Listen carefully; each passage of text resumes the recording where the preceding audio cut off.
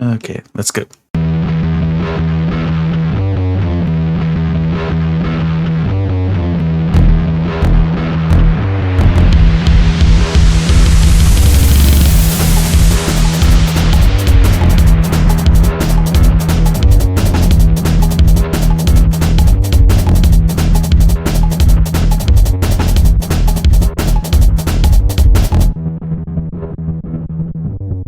I'm Justin. I'm a Skullcom librarian. My pronouns are he and they. I'm Sadie. I work IT at a public library, and my pronouns are they, them. I'm Jay. I'm a music library director, and my pronouns are he, him. And we have guests. Would you like to introduce yourselves? All right. My name is Sarah. I'm a reference and instruction librarian with Penn State University Libraries at a regional campus, Penn State Berks, which is outside of Reading, PA. And I'm Alex. My pronouns are she, her, and I also work at Penn State University Libraries at Penn State Berks. Is your cat going to introduce itself? This is Arthur. Arthur, do you want to say hi? No. He does this every week. He does this every week. He's ready for his close-up. He likes to be in media. He is my cat, so, you know. Well, my dogs might introduce themselves vocally at some point, so apologies if that occurs. Arthur, you're such a good door, not a window. Yeah. Oh, he's really not moving. He's very comfy. Yep, as is his right. Okay. Well, we'll let him get settled in. All right. Someone put news in here, so I guess we're doing news. The Lives the TikTok lady is on the Oklahoma Library Committee now. Yeah. It's not good. For the state, I think. I closed it She's for not some even reason. from Oklahoma, is she? Oh, no. So, Yeah, no, not at all. it's not good. And it was, I didn't really follow up with it, but I did read the initial like press release from the head of the Department of Education for Oklahoma. Like the superintendent something or whatever. Yeah, state school superintendent. The official letter was like, we're so happy to have Libs of TikTok creator. And it's just like, that's so cringe to use someone's TikTok handle. Like she can't even get along with her own name still. It like her handle was in the letter like 3 times. It's like a 3-paragraph letter. It's embarrassing. Yeah. I was trying to find out if Oklahoma is one of those state library associations that has like left the ALA. There's a couple of state library associations that have, dissociated from the American Library Association. I couldn't pull up anything quick. My Google foo is not strong at the moment. Nobody's is because Google sucks now. Well, accurate. I could try DuckDuckGo. They don't even do Boolean anymore. They haven't for a while. You know, it makes me sad though. I like Boolean. Yeah. Same. I'm a Boolean logic nerd as well. Mm-hmm. But even when I do want to like buy something, because it's all been like made better for selling stuff, even though I do want to buy something, it's like still not working right. I was trying to like find hotels or something on there the other day, and it was the most confusing. It's so much worse than trying to like use Google Flights, and like everything is like promoted, but I'm like, what does that mean? What does promoted mean? These are all sales sites. These are all like kayak.biz. I don't know what these mean. So it's very confusing. So I don't know. It's just a bad product. I'm just so tired of seeing ads for Temu, which like, isn't that like Everywhere. I think it's the new Shine, everywhere? right? Yeah. It's like Shine, but for like shit to put in your sink and Shine, not it's clothes. Amazon. Yeah. Yeah. It's just drop shipping. Some kind of like loophole in like import laws that it exploits by doing some very creative like shipping options. And that's why you can buy like a $3 t-shirt. So but like no one's bought anything they're good from there, right? Which is what you'd expect. Like it's all like junk that falls apart. It's like Wish or whatever that site was called. Yeah. But like somehow even worse. Yeah. Anyway, that was the news about 3 different things. That drop is too long.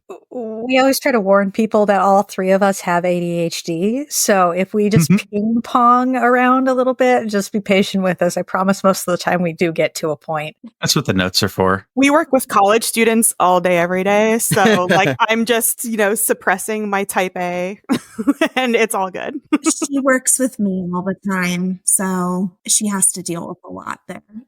I'm in your world now. It's all good. I asked to be here actually. So Nothing wrong with type A personality stuff. So you sent me, when you reached out, you were letting me know about Digital Shred, and I'm interested in the origins of the name. Why Digital Shred? Oh, yeah. So this goes back, and Alex, you'll have to maybe fill in gaps in my memory. I'm not sure if we had thought about the Digital Shred workshop first or the Digital Shred identity of our entire initiative first. But really what was going on was I was registering domains because we thought maybe we would have a web presence separate from our institution. As it is, as you probably saw, we have a digital privacy literacy toolkit that's on a Penn State branded WordPress site. So I was playing around with some different names. I like the mouthfeel of the word digital, and it feels slightly more contemporary than like cyber shred or virtual shred. I like digital shred. It feels nice and hard in the mouth. And the term shred has so many connotations in the context of privacy. Obviously, there's document shred events, which a lot of people are familiar with. So it's a riff on that, but for the digital context. There's also slang with shred associated with athletic performance. You shredded something, or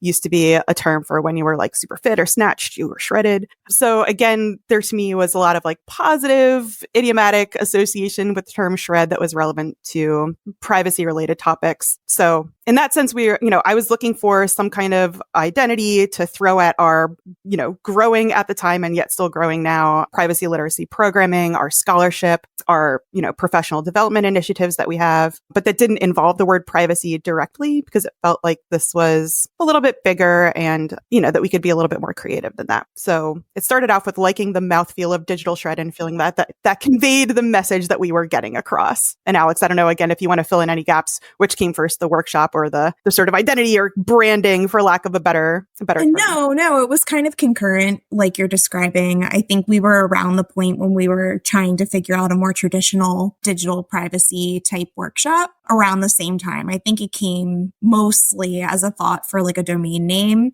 And then because we were playing around with ideas for that workshop at the same time, it made a lot of sense. And then that workshop just lended itself so well to like the toolkit that it just timed out all perfectly. Many of the things that our kind of collaboration it's worked out very serendipitously along the way and conveniently, but I would say it was concurrent. Your memory's the same as mine. And like to give full credit where it's due, there were probably some adult substances involved, but that's like neither here nor there. It hasn't been the case for a little while since I've become a mom, but yeah. So there's probably some real brainstorming happening on that one. I'm on them Broward County Tic Tacs.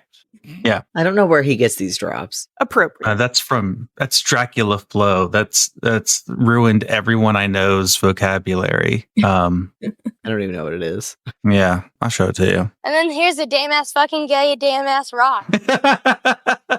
Jay hates that drop so much. It's just a little kid talking about on a rock. He's talking about his pet rock. He's so proud. I just feel like I'm having a stroke because I can't hear the words in it. I hear gay ass rock, but that's like it. And I'm like, everyone else seems to be able to make out the words, but I can't.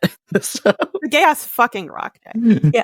Okay. It is sheer audio processing disorder for me too. I'm like, this just sounds like when I'm having a bad day and it's not coming through. So cool. So hopefully that gives you a sense. Yes. We kind of, so to go back to what Alex was saying, we had developed and delivered our sort of flagship initial privacy workshop. That's what we called it. We were like, this is a privacy workshop, maybe the only one of its kind. And it was just a little bit of magic. Like it went really well. We realized we were hitting on something that was really needed and really desired by our student population. So again, we're talking about undergraduate students in this context, primarily first year students, which Alex liaises with our first year experience programming at the Berks campus. And there was so much potential to build on it that we immediately had the sense of this is something bigger. So we started our scholarly collaboration around that same time, which I think there was a question in the notes about our framework, which we're really happy to nerd out on. And then this idea of, we wanted to have a digital presence where we could drop all of the resources that we were referencing to create this programming because there wasn't too much like it available for other folks to use. And in the course of our first research project together, we actually surveyed somewhere in the neighborhood of 80 to 100 academic instructional librarians to determine like who else is doing any kind of privacy literacy instruction programming, what issues or challenges are they facing. And it was kind of rare at that time. So we're going back to 2019 2019 for anybody to be doing this. And the number one barrier was just time to get familiar with the topics, time to develop teaching and learning materials, time in the classroom. And so we were like, anything we can do to save folks time, we're going to open license all our curriculum. We're going to curate a repository of resources that we use. We're going to do a lot of scholarly communication, a lot of presentations, a lot of publishing, a lot of train the trainer type sessions. And so that's, we wanted an identity, or again, a brand in scare quotes, to go with that full-fledged initiative. So that's kind of how Digital Shred was born. Very cool. Yeah. Actually, let's go with the 6 eyes. What's that model, and could you explain it? Sure. So one of the things Alex mentioned was, that our collaboration just has these like unicorn aspects to it. And so one of the things when we first got together that we both really loved was Alex brought all this deep sort of care about pedagogy and the student experience, and this deep expertise in pedagogy and crafting really sound learning experiences and really interactive and engaging and inclusive learning experiences. And I also care about those things, but I'm more of the theory wonk. I like to read very, very deeply into the scholarly literature and then wonk out in the classroom. And Alex is the one that kind of like brings me down to earth and says, yes, but why would students care about this? Like, let's figure out how to craft a learning experience that would let them care about this. So in the course of doing the academic paper that came out in conjunction with our privacy workshop, so that one's called Privacy Literacy Practices in Academic Libraries, Past, Present, and Possibilities. Alliteration is always good. That's when, I'd gone deep into the literature in philosophy and law, anthropology, sociology, computer science, looking at how privacy topics are addressed in all these different domains, and figured that there could be some kind of theoretical framework or model that we could develop using those findings. So I came up with what I later realized is called an onion model. It's a set of 6 concentric rings with identity at the center. And we work out from there to intellect, so the activities of your mind, to integrity. So that's both contextual integrity, this idea that the right people know the right things about you at the right time. That's Helen Nissenbaum's framework for privacy. And then leaving the metaphysical space to bodily integrity, spatial privacy, your right to be let alone, your right to have medical autonomy, etc. From there to intimacy. So there we start to talk about communal privacy, collective privacy with your closest relationships, significant others, close friends, family members, etc. And from there, interaction or freedom of association, and isolation, or your ability to voluntarily withdraw and be in solitude. So those eyes all percolated up from the literature. And we have another chapter in our book that just came out, taking a deeper look at how that framework came about. Again, that onion model or concentric model has some meaning when you look at work by someone like Julie E. Cohen, who talks about privacy as protecting as boundaries that kind of protect these different zones of and facets of ourselves and of our social relationships and the social roles that we perform. And as you work your way from the center of that model of identity out to the outer ring of that kind of interaction and isolation idea, you're working from this core, very sparsely accessible sense of yourself, right? That, even you don't really know everything that's going on down there in the recesses of your brain, out to where you're more accessible to people. So the boundaries become more permeable, navigable, more and more information and experiences exchanged across those boundaries as you work out from the model. So the idea there's more privacy protection toward the center and lesser at the outside. And we're really hoping to kind of visualize for our students all the positive ways that privacy benefits us in our day-to-day life. So we wanted to transcend technology, transcend even data and data capture and surveillance capitalism, to just talk about what's the positive case for privacy. If you're never the victim of a cybersecurity hack or a data breach, or no one ever misuses your data against you, or you're a demographic type such that you're never going to be negatively profiled for opportunities, right, by a data brokerage system, why would you care about privacy? So these are some reasons why, those 6 private eyes. And what we've done since that initial workshop is a lot of our other workshops now look at one of those frames from the framework specifically. So maybe we'll talk about private bits now that you're a sexy podcast. So that's our intimacy frame. We've done one on like wellness. So a holistic sense of privacy and wellness sort of across that entire spectrum. We're working on, or Alex is working on, a data justice one. So I'd love for her to talk more about that. But again, and I have one that I just developed that's coming up in February on generative AI and intellectual privacy. So taking a closer look at that intellect frame. So hopefully, again, that answers your question. But it's really been something that we can sink our teeth into, and that takes my love of going deep into the literature and the dusty stacks and, the cobwebby databases, and pulling out these kernels across time. So going back to, the famous 1890 Harvard Law Review paper that most folks know about, talking about the right to privacy and trying to pull that thread all the way through to the present day. One of the nice things about having diverging interests and skills, especially in the beginning, was that it really kind of challenged us to rethink how we approach things as individuals, which was nice. And so this approach with these 6 private eyes, it does kind of inspire us to look at specific frames, even though there's a lot of overlapping characteristics to privacy when you're looking at them from this perspective. But it really does kind of give us focus and almost helps point out when we're missing coverage in a certain area. So it's been definitely a useful tool for us. And as Sarah said, it also focuses on a lot more than just the data privacy and digital privacy, which most people are thinking about when we're talking about these topics. And to that point about focus, obviously we want to be making the positive case for privacy because a lot of privacy literacy programming focuses on the negative and on reputation management and threat modeling and harm reduction, which are all important and good things. But one of the things the framework has done is elucidate otherwise hidden privacy harms or potential privacy harms. Mm-hmm. So kind of a pre-post test type experiment that we've done in some professional continuing education contexts is, look at a case study that I think we can all agree is privacy related or privacy adjacent, find the privacy harms or privacy concerns in the case study. Now let's talk about the 6 private eyes. Now look at the same case study. Do you see something different? Do you see different dimensions of privacy that you didn't see before? So it's been useful in that sense as well. I really liked it. And I put some of this in the notes because I recently read a paper. I'll link it, but it's Dana Boyd from Data and Society. Yeah. Okay. Yeah. And I think it was published a couple of years ago. And she and a couple of colleagues surveyed a bunch of, I think it's socioeconomic status, low socioeconomic status is the way that she spoke of them, youths in New York City and how their various approaches to digital privacy. But they were specifically looking at where these youths assigned responsibility for each one. So quotes and stuff like talking about like you always hear, don't put that on Facebook because, a job down the line is going to read it and not want to hire you. And so like kind of quizzing, where they see the frame of responsibility for doing that.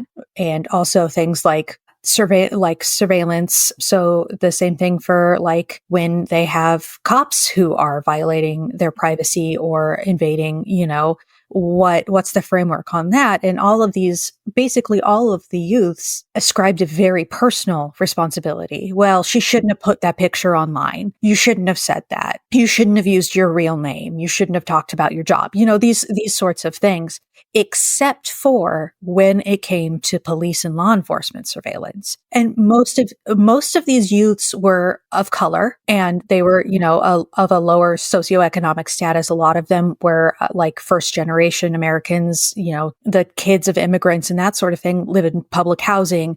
And many of them talked about how, basically being racially profiled, you're not even doing anything. You're just standing on your back porch, but because it faces a road and it's known public, whatever, a cop walks down and starts harassing you over what are you doing right now kind of thing.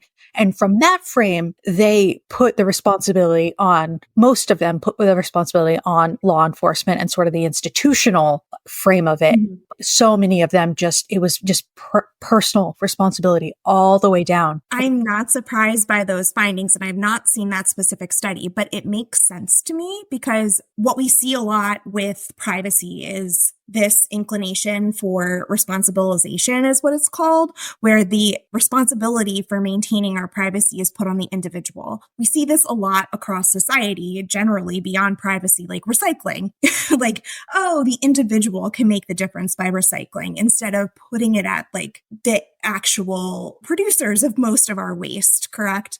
So same thing with privacy. This is a convenient narrative for like big tech companies to put it on us, to make us feel responsible for the mistakes that we've made or what we could be doing to manage. That's why partially Sarah and I try to reject a lot of techno-solutionism where we're focused only on like Facebook settings or like privacy settings in all these social media platforms. They only do so much. But I'm not surprised that these youth were really focused on that because that's the narrative, but that they got a better sense of the systems of power because they have direct experience with it with the police. So that makes perfect sense because they have the lived experience to be able to identify the systemic issues that they're living day in and day out. And so that's one of the things that we're going to try and start addressing in like our newer workshop with data justice, trying to understand those systems of power. And in a lot of cases for us and our experience with Penn State, it can be a lot of folks who are a little privileged in their life experiences, Sarah and I included. And that's something we try to address in some of our workshops, particularly private bits, because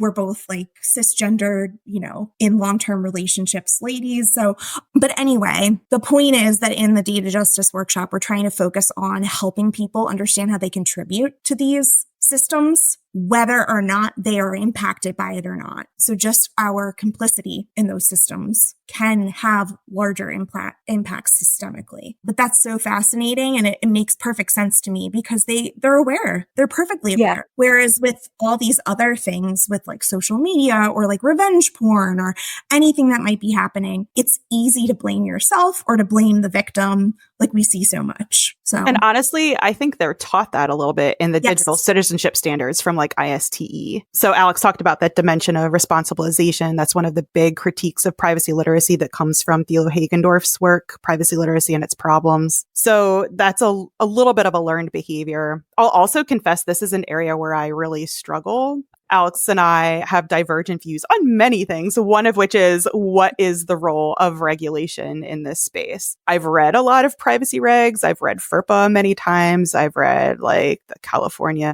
Consumer Privacy Act. I've read HIPAA. So I know that they're very limited in scope and they've got huge loopholes. The school officials, educational interest loophole of FERPA and the legitimate business interest loophole of CCPA, right? So I'm a skeptic in that regard. And then I have like libertarian political leanings as well. So it's always like, I don't know if introducing government action in this space is actually a long-term good, right? And I think the conversation might be different for minors than it is for adults, but then you get into issues of age verification techniques and technology and use of biometrics to do these things. And so that's a whole other level of fuckery. So I think... Yeah, it's all a slippery slope. It's so complicated. Yeah. But what I really love is Lawrence Lessig's whole framework. I think he or someone referred to it as the pathetic dot theory, but I prefer to call it the four regulators. So this idea that if we, as individuals are the pathetic dot, we've got these four forces acting on our autonomy throughout the world. So it's sort of the state regulatory force. It's the architectural design environment force. It's the market force of supply and demand. And then it's cultural forces, like what are the norms? And of those four forces, I feel like education, privacy literacy can directly influence that cultural norms force of the four. And I'm a big believer that most other things are downstream of culture. So the long game is, influence the culture, therefore influence the architecture or the environment and the market and the regulation, hopefully in tandem. The other thing I'll say there, and like this is a bigger area we can talk about if you're interested, is I'm an intellectual freedom maximalist. So I'm coming to my privacy work from the perspective of privacy as a precondition for enjoying, both the intrinsic and instrumentalist values of intellectual freedom. So I'm always a little bit careful to introduce or careful to either, fully disclose or try to control and regulate my political and sort of like policy perspectives on these issues, because at least working with a college-aged population, I want to be able to say, like, here's the facts, here's what's happening on the ground. What do you all think about this situation? What do you think we should do? What do you think you should do as individuals? What's your responsibility? What's our collective responsibility to each other? And I think, again, that might be a little bit of a different bent than when you're working potentially with the K-12 population or a youth population in a public library system. And that's such a huge point for our entire philosophy behind our work. We try not to be prescriptive in what we're teaching. What we really want, we're really big on reflection and a lot of time spent with students figuring out their values and how this fits into what their lived experiences and values are. We try to really respect that. And I think that's part of why it resonates and is so successful with them, because they're not getting like lectured. Because Sarah and I are now getting to an age too where we're getting a little older, but they really respond to that approach where they're being respected as peers and they're bringing stuff to the table as well. So that is a really important point in our teaching philosophy as well. Oh, and I see there was a note here that was from Sadie about a discussion of nudes as well. Yeah, so part of that, sorry, that was supposed to be sexting and it got auto-corrected. Part of the study from Dana Boyd that I was thinking about while I was reading the 6 Eyes framework was, it was interesting to read from these youth, the frame that they put the sort of sexual aspect of intimacy and privacy, because most of them acknowledged that things like revenge porn or, releasing nudes that were given in private is a bad thing to do. But the responsibility was still, well, most of it was, of course, she should have known better kind of thing. And, it's not her fault. It was one of those areas where they shifted more towards out of the personal framework of it into more of a, this isn't something that shouldn't have happened, but they didn't quite get past it, if that makes sense. They still couldn't let go of the point where they had control and somebody let go of the control. So you send the nude, and that's the only action that the person who's victimized could have controlled at that point. But they never quite got beyond that framework and how it therefore should have affected privacy in general. So I thought it was a really interesting frame, how it was surveillance and it was the sexual were the two places where these youth could start to get beyond the boundaries of personal responsibility when it came to digital privacy. And my thought was they're both very physical. So, when they were talking about law enforcement surveillance, they're talking about cameras in their neighborhood. They're talking about what's that fucking technology, the one that detects gunshots, Shot spotter. Shot spotter. Shot spotter, yeah. So they're talking about, and the physical presence of police and how that affected how they framed their privacy. And then, on the other side, there's the sexual, where it is also very bodily, even if it's going through a digital medium, it's still a very physical thing. It's a very, intimate thing. So I really thought it was interesting that those were the two sort of areas where these youth were starting to comprehend something beyond the personal. And yeah, I think the physical versus it's easier to ignore if it's digital kind of thing is really an interesting area to me, at least. Absolutely. And the intimate privacy stuff is so interesting because intimacy requires that disclosure. That's the first point of the framework where we start to talk about privacy being shared and, suspending the moral judgment of it. Sexting would be not expected, but would be certainly a legitimate component of an intimate relationship in the same way that touching would be an expected component of an intimate relationship. And the voluntary consensual relinquishing of that privacy to say we share this together, but not with anyone else is part of intimacy. So to me, the violation of the privacy is the violation of the intimacy and the non-consensual sharing of the images, right? It's not in the initial hey, check out my tits. You know what I mean? Because that's an intimate act that was intended for a shared, whoever belongs to that intimate relationship, the couple or whomever, right? It wasn't intended to exceed beyond that. So to me, the privacy harm is once it left that relationship, the context of the relationship. And while we're on this topic, I just want to plug a couple of resources because non-consensual intimate image abuse is a really big problem, primarily for women, often for women of color. And again, women of low socioeconomic status, women of different abilities, all these things. So stopncii.org, Stop Non-Consensual Intimate Image Abuse, stopncii.org will facilitate the takedown of these images if you're an adult, if you're a minor, or if someone you care about who is a minor is suffering from non-consensual intimate image sharing.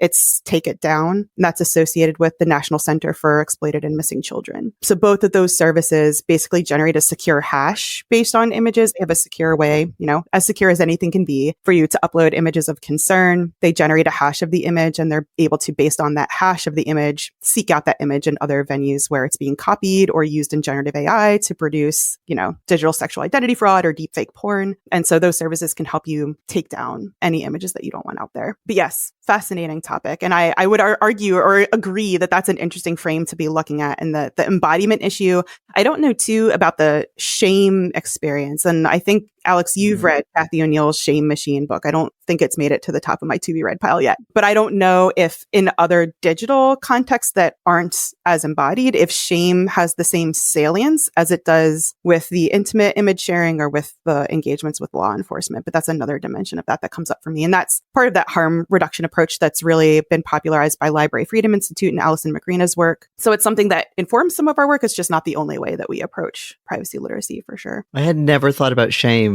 with regards to privacy discussions before. It's really interesting. Very connected to secrecy, which is what we see a lot of folks start with their conception of privacy. And it's like Sarah was saying, it's so embodied.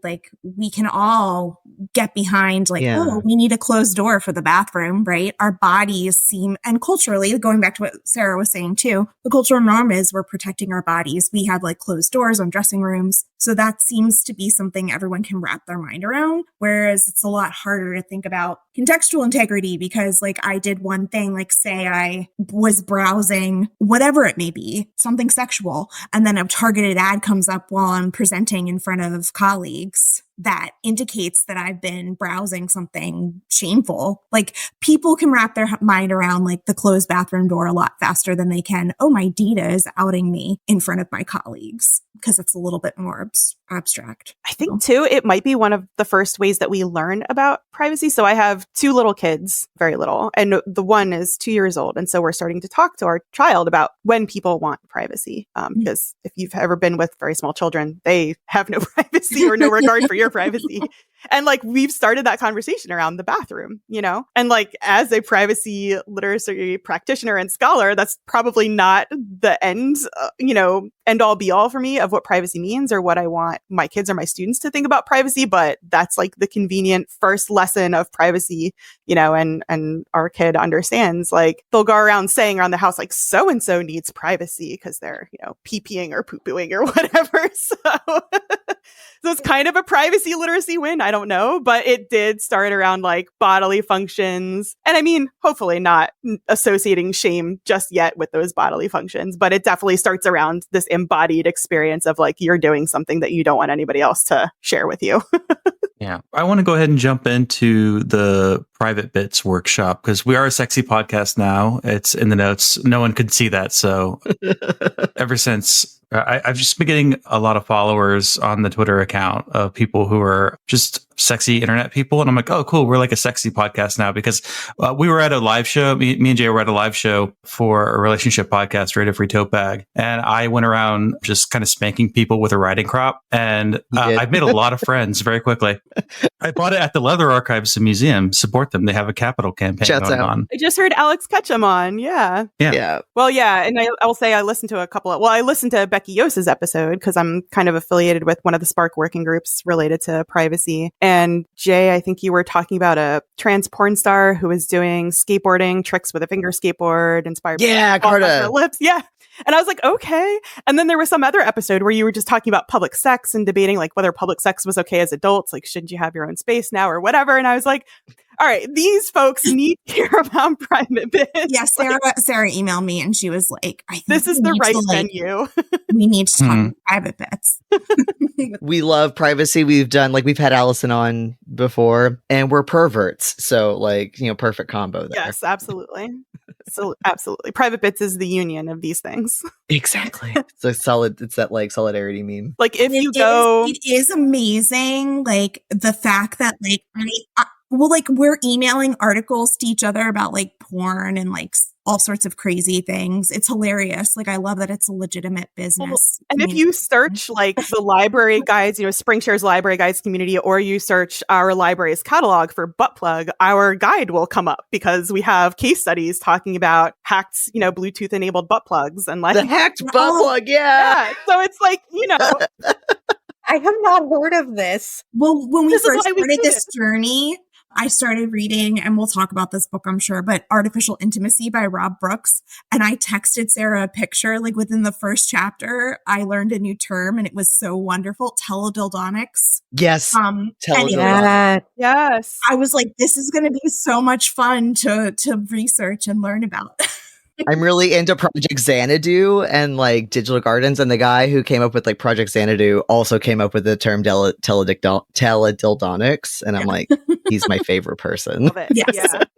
That was actually the inspiration. It was like pandemic era, stay-at-home order, lockdowns. So people are doing Grubhub, people are doing teledildonics, right? So if you're not familiar with the term, we're referring to sex tech devices that are basically Internet of Things enabled, so that you can be controlling sex tech or a dildo that your partner is using at a distance, right? During lockdown, during COVID. And there's this company, I think Cam Soda came out with one called GrubBuzz. So GrubBuzz was the vibrator that synced to your Grubhub account, and the activity of the vibrator intensified as your food order neared delivery to your door. So you could essentially enjoy yourself, come, and have your doorbell ring and your pizza arrive. Oh, especially if you were like a feederism kink person, right? You were just like feeding yourself. Yes, there's a market for all of this, which is fabulous, because we were able to also adapt this workshop for Startup Week at Penn State by focusing on the entrepreneurs of the sex tech industry, which is a really huge growth industry. So endless linkages and connections. But yeah, so those teledildonics were the inspiration. And I will say, like, Rob Brooks' book is great. He comes at it from that evolutionary biologist perspective. But if you really want to do a deep dive on the sex tech, Kate Devlin's book Turned On, which is about sexual robotics and the kind of the material culture of sex tech, is also really, really good. What was that author's name? Kate Devlin, Devlin. Turned On is the title, the main title. I'm like, I've got a list going already. So. Oh. And like we can fill in gaps in the notes if you want. But yeah, and I kind of emailed Alex and I was like, as she said, like, I'm a cisgendered, heterosexual, white female who has been in a monogamous relationship for like longer than I'd care to admit. I don't know, 17 years, something like that. So I was living with my partner when we were in lockdown, and that was great. And I've not really had a need for these kind of devices, or didn't really know they existed. So when that came up in sort of my case study searching for updating the toolkit, I was like, I think we might have to do a workshop all about this, like all based on this one article.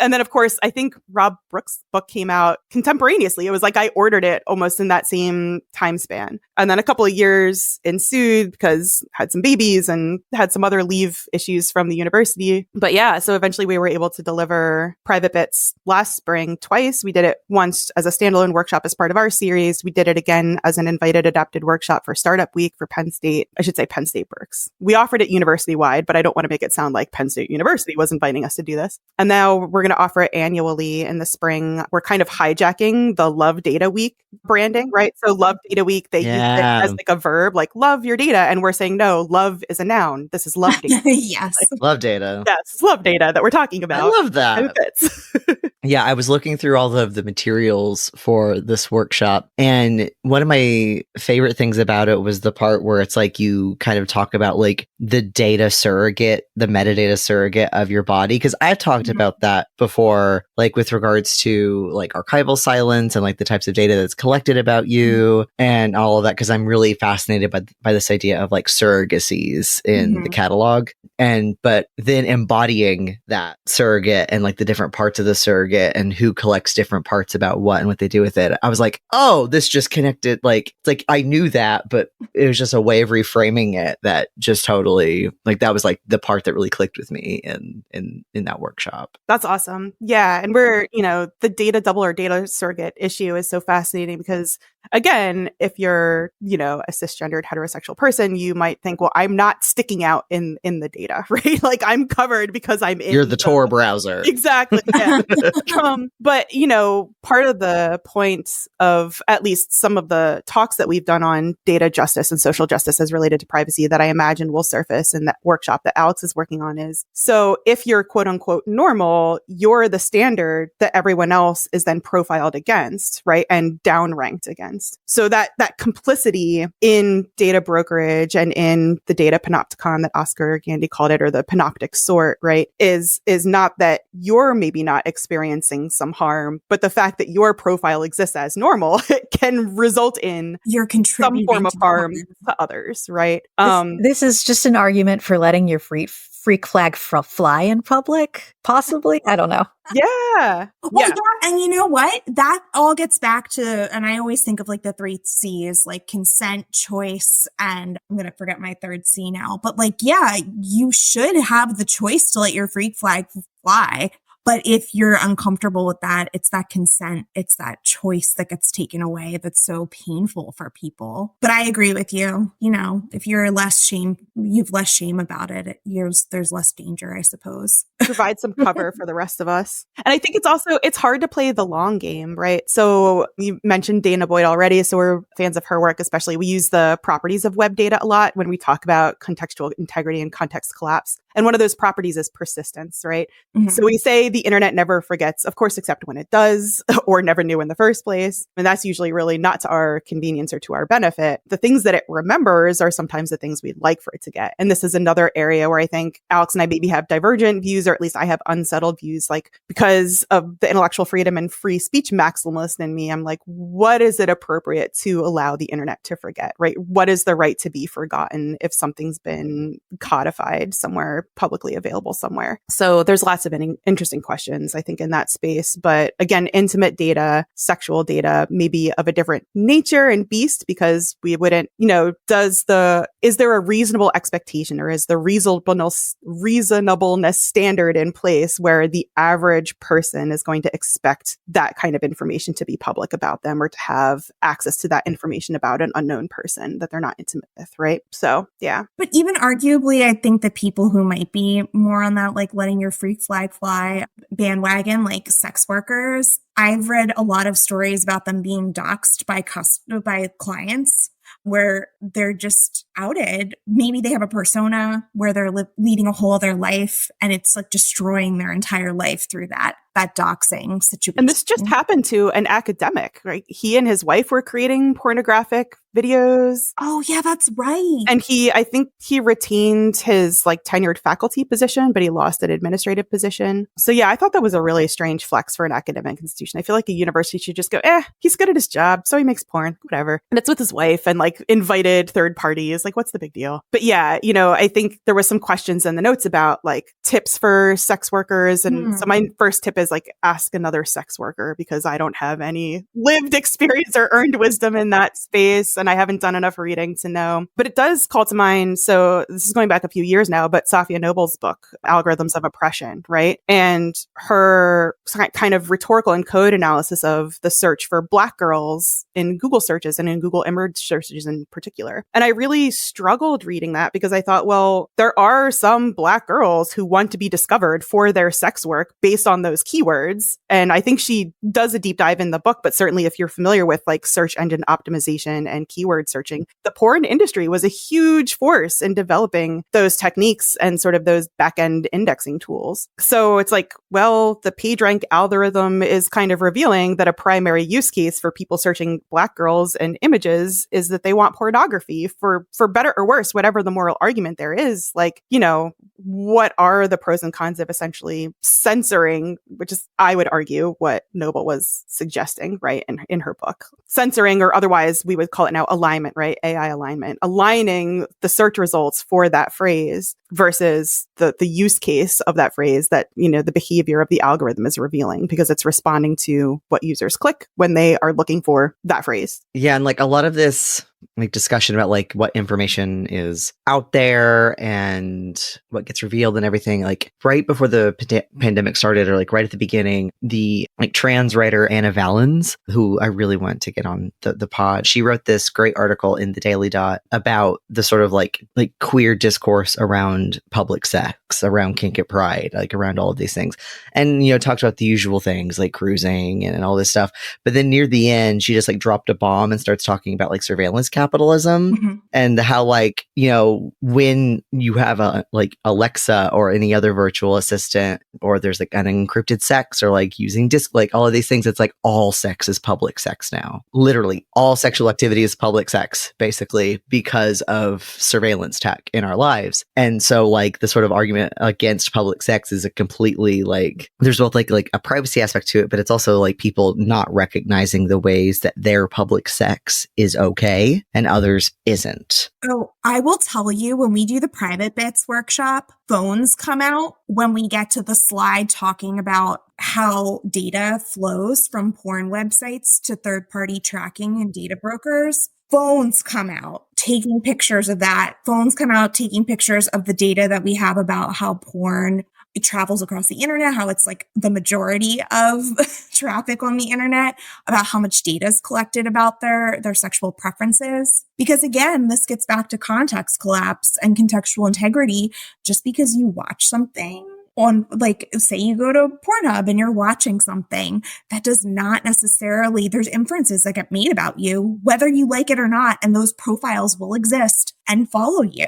So yeah, it's fascinating. Students though care. Like I like commented to Sarah the first time we did the workshop, it was hilarious. Like they were all of a sudden very concerned. So something we think is private, we don't realize how it actually influences our public data double. That data really surrogate, absolutely. Yep. It's embodied, like we were talking about earlier. Yeah. Yeah, I wanted to bring up when we were talking about teledildonics earlier, and this is all stayed on the same point, but how these issues are more like you were talking about having the cover of being cisgender and straight, how you're by the very nature of the queer dating game, I feel like you're more likely to have to be in a long distance relationship. Like I know a lot of trans people who they are in long distance relationships, and like, or if you're in polyamorous relationships or, teledildonics, you're more likely to use them. Dating apps of certain types, but also just like phone collation. Like, I know a bunch of people who just went to MagFest and definitely were fucking. All their phones were in the same room, like that kind of. It's like going to a protest and all your phones are in the same place.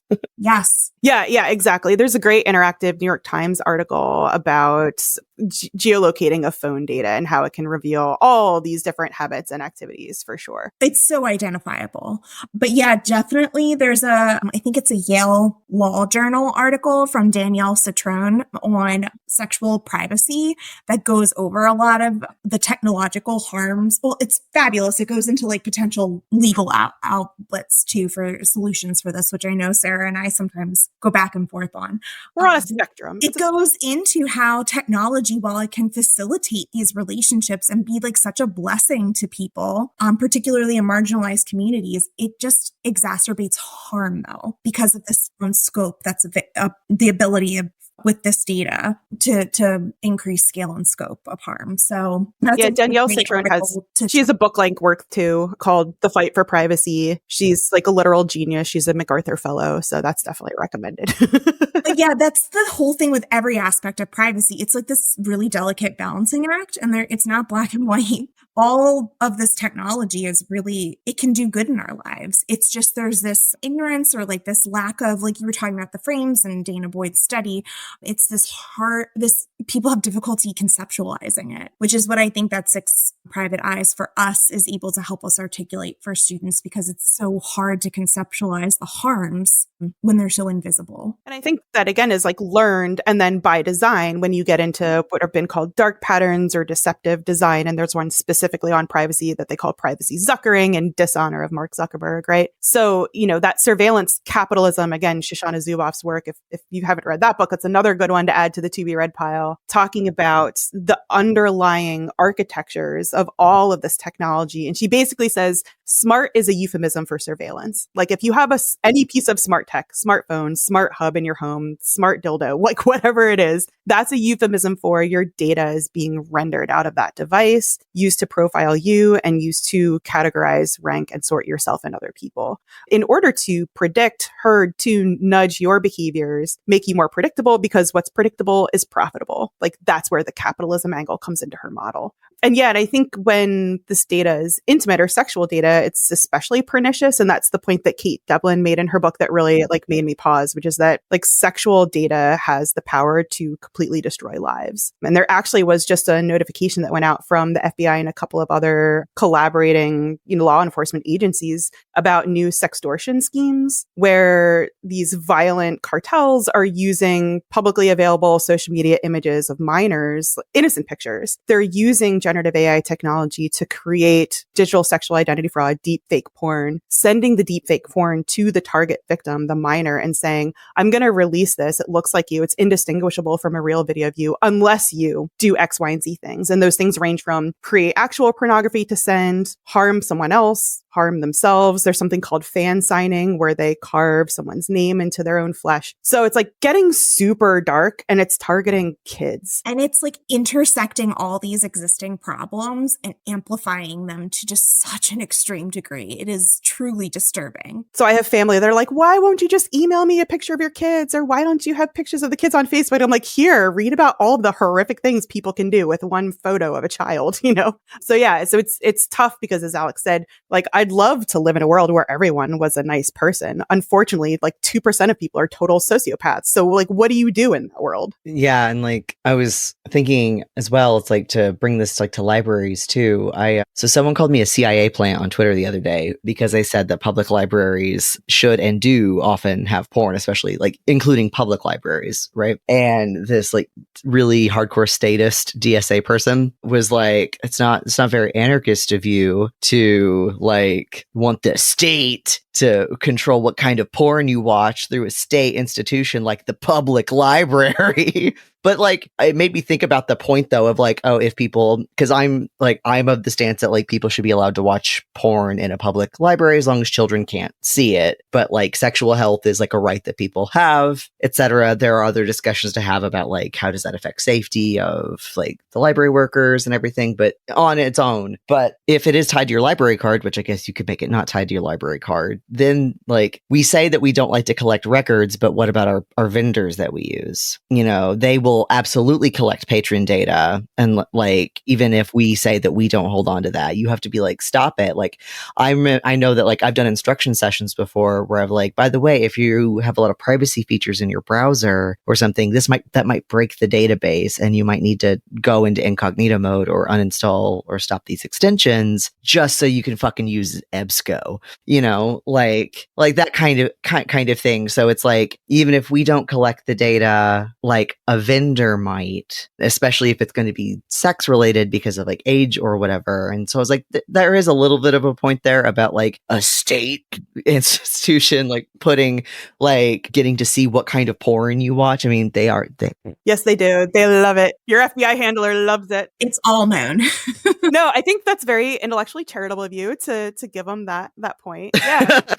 And I agree. I mean, I think the case of porn in libraries it's an interesting conversation. And for me, I have some ambivalence, not in that I don't care, but in that I see a lot of sides of that issue. And on one level, I think there's watching porn and there's watching porn for edification. And then it's like, how far down the line of self-gratification are you going to permit, right? Before it don't masturbate in public. Right. Before it becomes like a biohazard. And that's a whole different conversation. Yeah. Sorry. You were saying something else really interesting and I lost my train of thought about it. So no, just the complicity of libraries. We like let this happen on our watch, essentially. Sarah and I talk about that all the time. Like we say we embody this. We talk about it a lot. I mean, I think that's partially why Sarah and I we haven't given up talking about or dealing with, like when it comes up in our day-to-day jobs, we definitely address privacy concerns as they relate to higher education. And libraries. But we've kind of gotten bored with the conversation because we let it happen on our watch, and we can talk about patron privacy all day long, but we kind of lost the battle. And we find that it's more interesting and fruitful in our positions in academic libraries to have more of an impact on students and their future impact on these technologies. Because we're working with students who are going to be writing the code. They are going to be creating these top technologies. They'll be investing in them. They'll be applying them, whether it's in medicine, in criminal justice, whatever it may be. If we can infuse just a little bit of knowledge and ethics and thoughtfulness into how we approach this and how it impacts our society, privacy norms, and our futures and our potential, that to us is where we feel like we have the bigger impact, as opposed to like patron privacy, which is sad. We don't want to give up on that. And we do, like I said, we do address it still, but we were complicit in just the slippery slope of letting it happen over the last like 2 decades. You're totally right. Like even with open access, there's issues with like data collection. Well, it's all hosted by Amazon Web Services. Yeah. Ours is.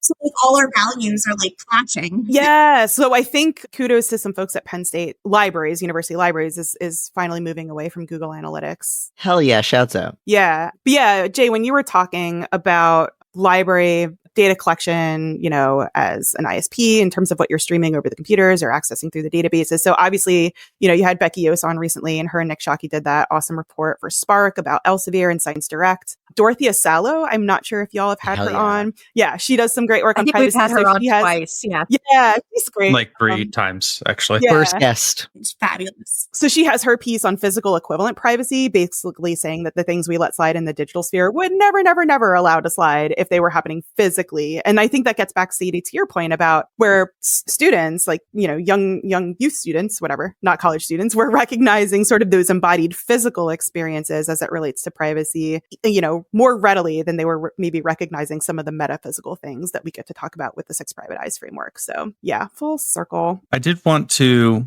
because Alex, you were starting to bring up something I wanted to maybe close on. Sorry for a spoiler alert. Oh, no, not really. Because I was interested because with teaching any kind of literacy, information literacy, concerns about AI literacy, I'm sure we're going to be hearing about AI literacy for the next year, and it's going to drive me nuts, and I'm not going to want to hear about it. And then privacy literacy, all of this literacy training, we always talk about the effectiveness of it. And you mentioned having a future impact on students who are building things, because we've already sort of lost some of the battle with vendors. But a lot of what I am interested in is the interaction between the library and the vendors so that we can actually change the relationship. Contracts, state rulemaking, if you don't provide us with privacy, not only are we going to cancel, you're going to pay us our money back, that sort of thing. We can pass that all the time in a state government when it's about prohibited business because they're somewhat tangentially related to China. We can put that kind of language in there all the time and be like, if you annoy us, you give us all of our money back. But why can't we do this for privacy? And a lot of the stuff that SPARC is doing, there's contract working groups and privacy working groups, and those are like hand in hand. So I think there's still a lot of work that can be done that way. And it's a really good material way of approaching the problem. But how are you, aside from future impact, how do you feel that doing literacy training is going to have a broader impact outside of making people more aware? Yeah, I think our goal is always to kind of go above just awareness and into this is the values-based approach that Sarah was talking about at the very beginning. Getting people to understand that this is bigger than like these small little niche things. Like, this isn't about targeted advertising. Like, this isn't about like the ad that follows you across the internet. This is about how this is going to change your life opportunities as a result of that data that is being collected. Like, yeah, you might see the Temu ads like we were talking about at the beginning for something random that you wanted to buy. But this is also going to impact your creditworthiness when you go to get a mortgage. This is going, like, increasingly financial institutions are buying up, like hoovering up data and making decisions on your literal mortgage rate or your, like, anything, rates for all of your loans based on your online activity. This is going to fundamentally change change are opportunities, some of which will impact all of us, some of which will impact more marginalized groups, whether that's a socioeconomic status, a racial group, gender and sexual identities. Like, it's going to impact the marginalized groups the most, but it will impact all of us. Like, we want to bring that value system and drive that home with students, but also because we have this opportunity to work with faculty, which is one of our next steps. Like, I'm going on maternity leave, but when I return from that, that's one of my big goals for next year, to get into some faculty training where we're helping them design their curriculum to infuse some of these issues and some of these ethics into what they're teaching. There is a dearth of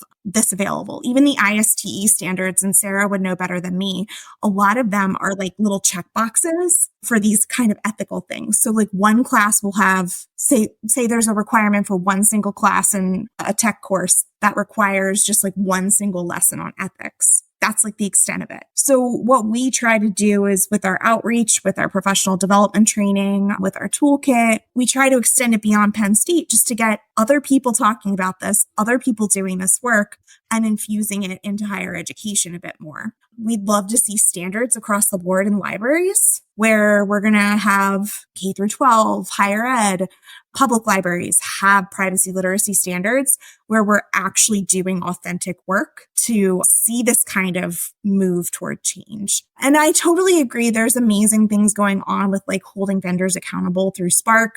Earlier, my comment was more like, I found it more fulfilling to put my work in a different direction toward the literacy. But I do admire everything SPARC is doing. It's amazing. And I think we should be holding vendors accountable with the power that we do have as libraries, as the main consumers and purchasers of some of these tools, which we should have been doing all along.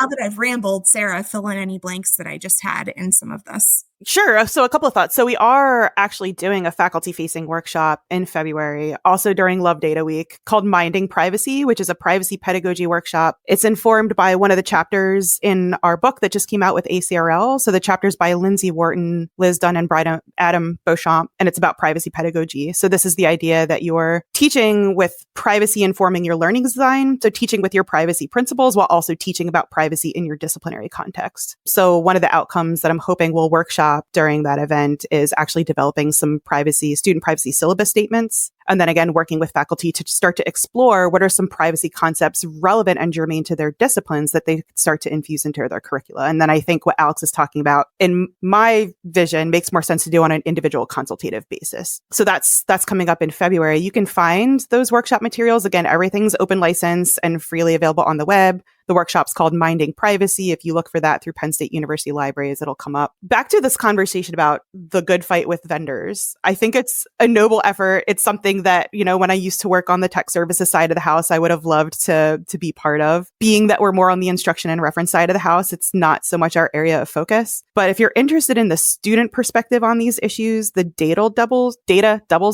project, which was led by principal and investigator Kyle Jones, Dorothea Salo was involved with that project as well, did some really great work, quantitative and qualitative mixed methods work, exploring students' perspectives on the use of learning analytics by libraries and the participation of their academic libraries in learning analytics initiatives, including what their perspectives were on when libraries share their data with third parties. So that's worth a look. A big takeaway from that for me is that, broadly speaking, students still trust libraries, and that I think is something that's on the table for us to lose. And so in that SPARC working group where we're looking at this resource library for different community members and stakeholders in the academic community to talk about privacy issues, institutional trust, and basically reputation is something that we're saying, like, this is at risk when you violate students' privacy or violate scholars' privacy in these ways. But that dynamic changes when students think about sharing of their intellectual data with third parties. So back to the Google Analytics, right, running on all our library sites. As soon as they recognize, oh, the library is leaking this data about me to these third parties, trust declines precipitously. directly. Same thing, it's a different question. The trust is broadly there, but when you start to slice and dice student groups demographically and look at various members of minoritized communities, that trust also declines. So if you care about diversity, equity, inclusion, access, belonging, justice, privacy has to be part of that conversation. Yeah. So that's another, I don't want to say angle that we're playing up because that sounds very exploitative, but it's another way that we're trying to demonstrate this enhances the relevance of libraries to our communities and also aligns with other strategic initiatives that we have. And I think anytime you have that alignment and that resonance between efforts, it's a positive thing. Yeah, I wanted to ask where, because I saw that you're building, especially when you go on like the ACRL framework site, you can see that you're building a lot of workshops and building a lot of resources. Where are you going next with this? Is it going to stay under like digital shred? Is that going to keep growing? How are you seeing this growing in the future or changing in the future? Well, we did just have our edited volume come out, I believe in October, correct, Sarah? So that book did come out in October, and that's kind of looking at privacy literacy across. Oh, look, you have it sitting next to you. Mine is over here too, but it has Post-it notes all over it. So that did just come out. We also are working on a co-authored book, a privacy literacy field guide, where we really do want to bring a lot of guidance on the pedagogical side of this and the educational side, the different ways that you can approach this. A lot of what we talked about today to practitioners. So that's really one of our big next projects. And that's hopefully forthcoming in 2025. We will see there. But that's really one of our big next steps. We have a lot of other, irons in the fire and ideas that may be forthcoming as well. But we are very dedicated to finding ways to inspire and empower library workers to take on the work. Obviously, our area of expertise is in academic libraries.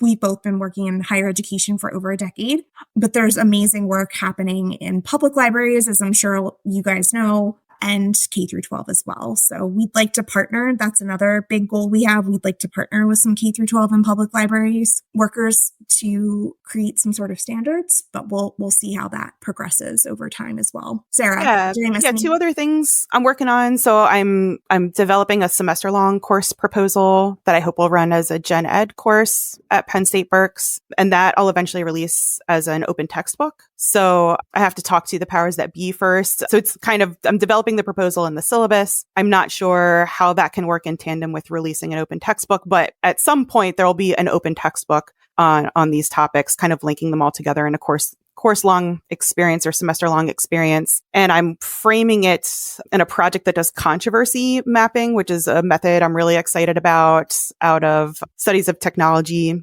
and system studies, and also with intellectual virtues, which is another thing I wonk out on. So looking at curiosity, epistemic responsibility, and open-mindedness, how we can approach these kinds of issues from those habits of mind. So that's kind of in the works. And then the other thing is, two other things, I guess. One is I love gamifying learning and game-based learning. So we've always had these back burner projects of doing a surveillance capitalism monopoly. That was one idea. I also want to do an impossible to escape room, which would be like a choose your own adventure experience where you can't actually escape all of the ubiquitous surveillance that's in the game environment. So it's kind of a lesson in just how much surveillance is and how prevalent and pervasive it is in our lived experience. So gamifying it is another thing. And then the last thing I'd like to build out. So we've done sort of this core privacy literacy series that we offer in the fall for Cybersecurity Awareness Month. So that's the privacy workshop, the digital leadership or digital professionalism, which is more on reputation management and contextual integrity and context collapse. We have our digital shred, which is the more traditional managing your digital footprint, and then digital wellness. Now in the spring, we're hijacking Love Data Week. We're offering data justice, private bits, and hidden layer, which is our intellectual privacy and generative AI workshop. I'd love to do one where we look at privacy issues from the patent literature. So I liaise a lot with our engineering programs, as well as with some computer science students, business students, entrepreneurs, other folks who are doing patent searching in the course of their academic, but also entrepreneurial research. And there's a lot of really interesting stuff to be gleaned about privacy from looking at the patent literature. And you can kind of almost tell the future of surveillance tech by looking at the patents that are being filed. And of course, that's publicly available data. It's a really fun thing to do randomly, by the way.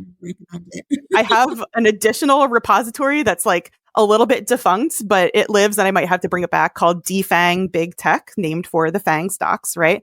And it's all about looking at the publicly available information on these publicly traded companies, their patents, their SEC filings, if they've appeared in a testimony in the House or the Senate and it's on C-SPAN, and then their publicly available documents, their privacy policies, their terms of use, all those kinds of things. So what can we glean about what these companies see as valuable in our data based on these publicly available documents? So again, doing a workshop where we look at privacy and surveillance tech from the perspective of the patent literature, I think might be a nice hook for my colleagues who are in engineering and even entrepreneurship and innovation to say, okay, like I see where what you're doing over here in the privacy library space maybe has something to say about what I'm doing here over here in the engineering, startup development, entrepreneurship, innovation space.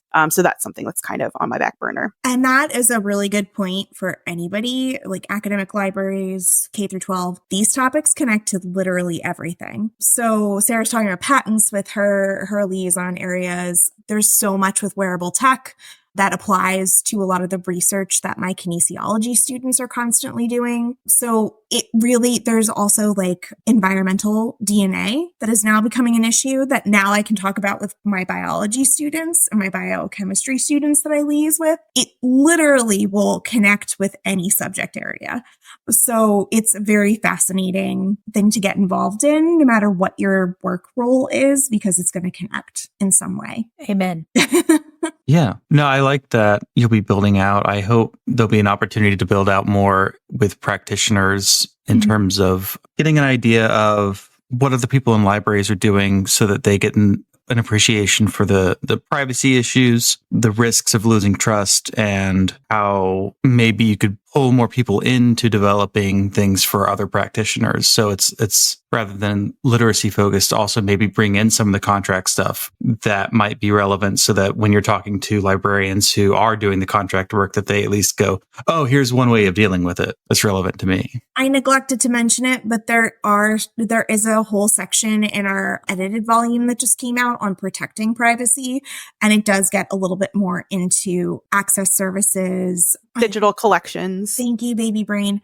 Digital collections and different aspects of technical services. So, and some of the laws. So that book does address it a bit more across the library spectrum. Nice. I think that's plenty for today. Sarah and Alex, thank you for coming by. Is there anything that you missed and want to mention before we wrap up? I don't think so. Thanks for saying yes to my shameless pitch. Yeah, thanks for having us. This is fun. Yeah, exactly. We reach out to people cold call all the time. We got Cory Doctorow on somehow. You did. I listened to that episode, and I liked how his pronoun was his Dewey Decimal number of choice. Yeah, Justin just sent him an email, and it was like, shit, okay. I love his shitty technology adoption curve. I love that. Ooh, I'll shamelessly plug. I have a sci-fi short story on privacy called Version Control. So if you want to talk to students about their privacy, search for Google or Version Control. Don't use Google. Web search Version Control and my name. Check it out. And I say that because the editor of the volume that it appeared in, Anna Marie Deitering, compared it to Cory Doctorow. So what higher praise could you possibly receive as a sci-fi writer than to be compared to Cory Doctorow? Version Control. Great. Sarah and Alex, thank you for coming on, and good night.